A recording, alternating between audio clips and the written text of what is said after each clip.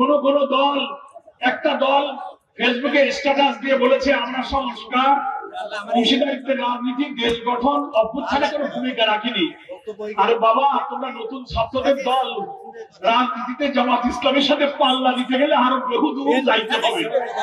জন্ম নিয়েই বাপের সাথে পাল্লা দিও না। একটা বুড়ো মাজা পুজো করে রাস্তা দিয়ে হেঁটে যাচ্ছে, মাজা পুজো হয়ে গেছে লাঠি হাতে। একটা যুবক ছেলে এসে বলছে, ও বুড়ো, তোমার মাজা এত পুজো হয়েছে কেন? তা উনি সোজা করে বলতেছে, বাবা এই পর্যন্ত আসো, এই পর্যন্ত আসো, মাজা কেন পুজো হয়? জামাত ইসলামী সংস্কার চায় না, জামাত ইসলামী নতুন সংবিধান সংরক্ষণে ভূমিকা রাখেনি। ঐক্যমত্য কমিশনে লিখিত ভাবে ৬টি সংস্কার কমিশনে আমরাই পূর্ণাঙ্গ রিপোর্ট দিয়েছি। অথচ নতুন গঠিত ছাত্রদের একটি দলের নেতা দুঃখজনক স্ট্যাটাস দিয়ে এই সমালোচনা করেছেন। ওনারা চাচ্ছেন যে আমরা ওনাদের একটু সমালোচনা করি, কেউ তো ওনাদের নাম নেয় না।